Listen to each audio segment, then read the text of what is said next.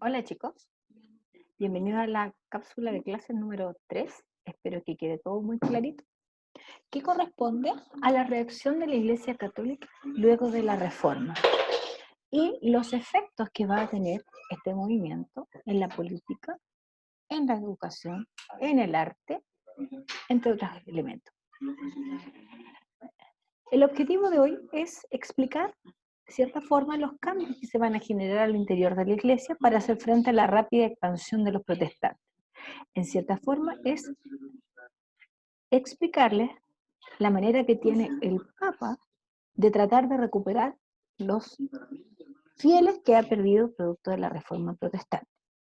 Para ello debemos recordar que la Reforma nace al interior de la Iglesia Católica, fue un monje agustino quien llevó a cabo las llamadas 95 tesis como reacción de la venta de indulgencia, es decir, del perdón, pero el Papa León X no va a ser el responsable de llevar a cabo esta contrarreforma, sino que el Papa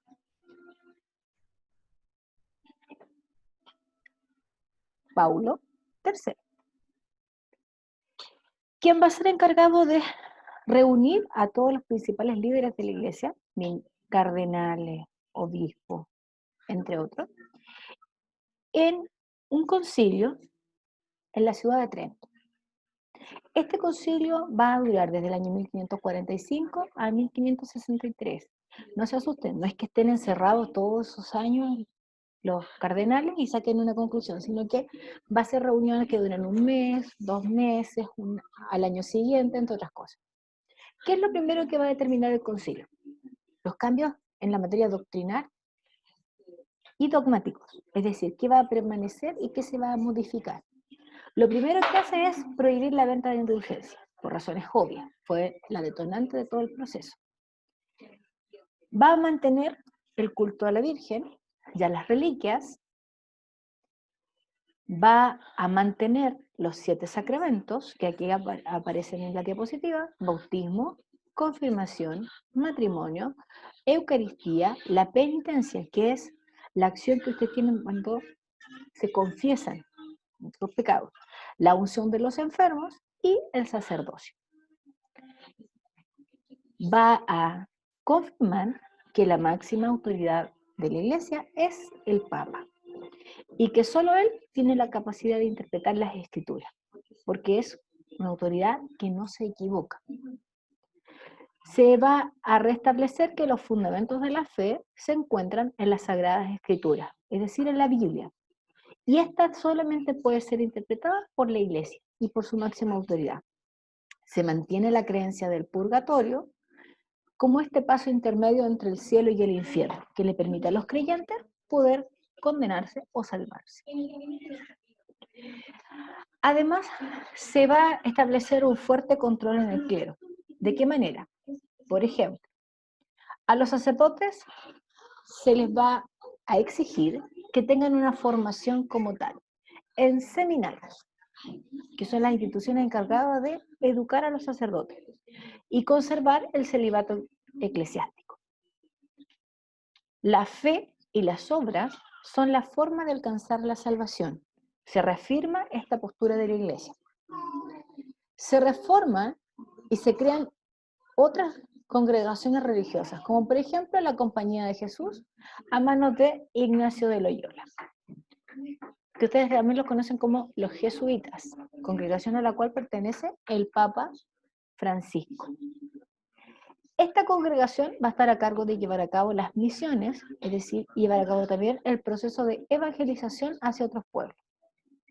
Se acuerda la creación de un catecismo, es decir, un libro donde va a aparecer todo lo que tiene que ver con la doctrina que se estableció en el concilio. Y también se restablece que los obispos deben, como obligación, vivir en sus diócesis, donde además tienen que cumplir con visitar todas las parroquias que están bajo su orden. Porque antes, por ejemplo, si el obispo de Punta Arenas vivía en Santiago, daba lo mismo. Ahora no. Si tú eres obispo de Punta Arenas, tienes que vivir en Punta Arenas y recorrer todas las parroquias de Punta Arenas. Con respecto a los fieles, también se van a tomar varias decisiones. Una de ellas va a ser controlar lo que los fieles van pensando, para evitar que se vuelva a producir un fenómeno como el que estaba ocurriendo. Lo primero que se establece es un fuerte control sobre los fieles. Segundo, se establece que todos los cristianos deben cumplir con todos los ritos y todas las prácticas que se establecen en la iglesia. Llámese sacramentos, ir a misa, liturgia en general. También se va a establecer una censura a los libros que pueden o no acceder los fieles. Y para ello se va a crear dentro de la iglesia un instituto encargado de velar para que ciertas obras sean leídas y otras no, que es la Congregación del Índice, quien va a estar a cargo además de confeccionar y ir actualizando listas de libros prohibidos. Todos aquellos que vayan contra las creencias religiosas o todos aquellos que cuestionan el teocentrismo, ¿ya? Como una forma de mantener el control sobre los súbditos, se va a fortalecer un tribunal, sobre los fieles, se va a establecer un tribunal medieval, se va a fortalecer, que es el Tribunal del Santo Oficio o Inquisición. ¿Cuál es la función de este tribunal? Perseguir, juzgar y condenar a todos aquellos que cometan herejía, es decir, que vayan contra la iglesia. La forma de interrogar es bastante fuerte.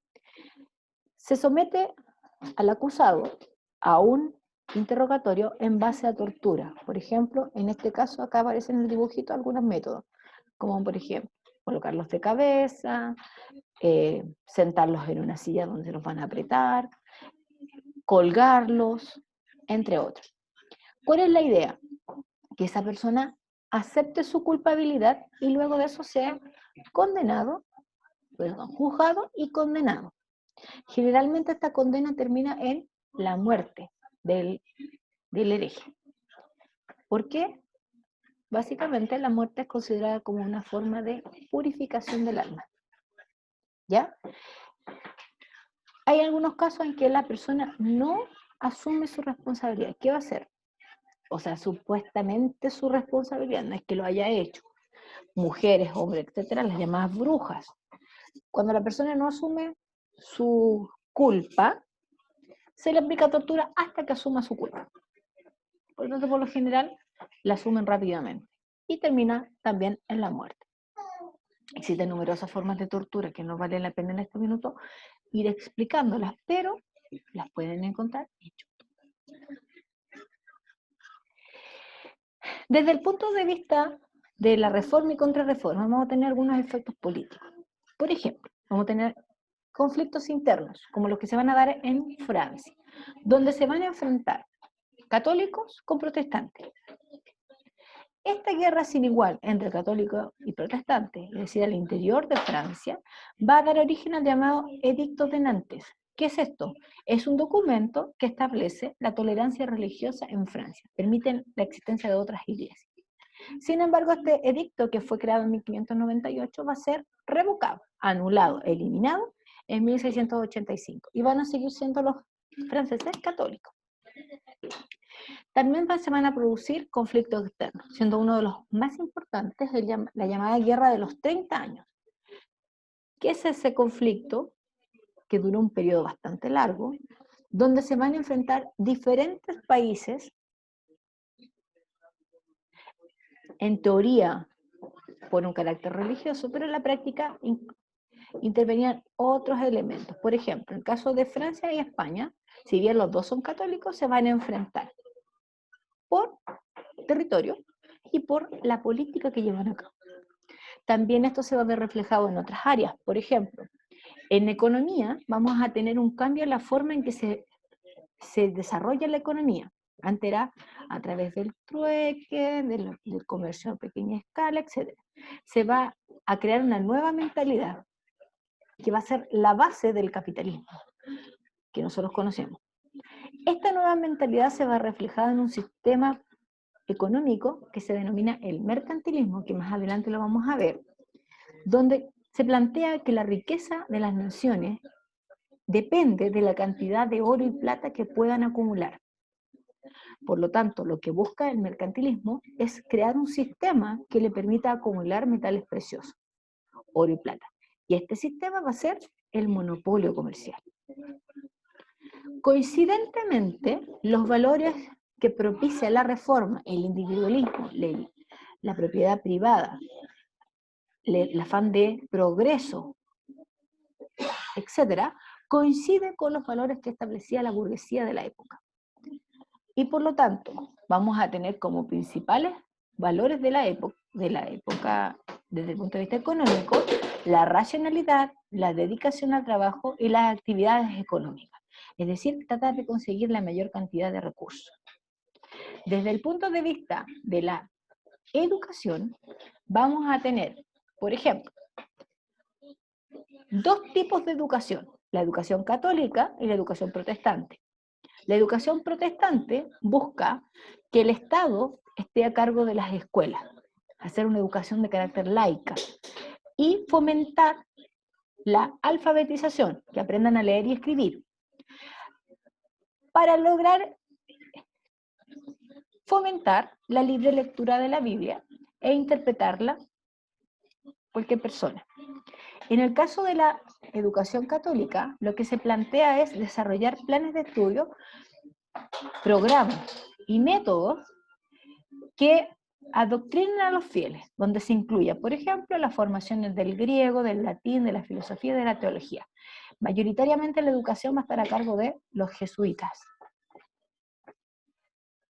Ambos movimientos, tanto la reforma contra la contrarreforma, busca adoctrinar a los fieles a través de un control de las conductas que estos tengan. Por ejemplo, en todas aquellas actividades de entretenimiento, carnavales, festividades religiosas, etc., van a ser encausadas con un objetivo que es perfeccionar la moral de los fieles. Es decir, se va a establecer un objetivo donde los fieles hagan lo que la iglesia plantea, que no se vayan en contra de los mandamientos, entre otras cosas. Y desde el punto de vista artístico también vamos a tener algunos cambios. Por ejemplo, los protestantes van a destruir todo lo que son pinturas y esculturas con motivos religiosos. Ustedes saben que ellos están contra cualquier tipo de símbolo, cualquier tipo de figura que represente parte de la religiosidad. Y en el caso del catolicismo va a utilizar un arte que está apareciendo en ese tiempo, que es un arte exagerado, donde se representa la realidad, pero exageradamente, que es el dibujito que ustedes pueden ver acá, donde van a resaltar algunos elementos propios de la religiosidad. Por ejemplo, acá aparece Jesús crucificado. Si ustedes se fijan, aparece con unas alitas que está emergiendo del cielo. Acá está Ignacio de Loyola, la Virgen, y si ustedes se fijan, acá muestra, por ejemplo, se ve muy poquito, pero la cara de Jesús crucificado representa dolor y mucho miedo. La idea del barroco es mostrar a través de los gestos de las imágenes el sufrimiento o lo que están pasando, como una forma de educar a la población, de que como no leen ni escriben, a través de los dibujos tú puedes enseñarles las creencias religiosas. Específicamente no necesitas leer la Biblia, sino que a través de una serie de dibujos y pinturas, tú puedes ir viendo los distintos etapas, o sea, los distintos capítulos, los distintos elementos que plantea la Biblia. Esto no solo se va a dar en el dibujo y en la escultura, sino que también en la música, en la arquitectura, en la pintura, entre otras áreas. El barroco en sí va a ser considerado como una forma de expresar el absolutismo monárquico, es decir, la concentración del poder del rey, y también como una forma de adoctrinar a los fieles católicos, de traerlos de nuevo a la religión. Busca difundir la fe legitimar todo aquello que habían delegitimado los reformistas y atraer nuevamente a los fieles. ¿Ya? Espero que hayan entendido, pero les dejo una preguntita. Si ustedes hubiesen tenido que llevar a cabo la reforma, la contrarreforma católica, ¿qué habrían hecho? Chao, nos vemos.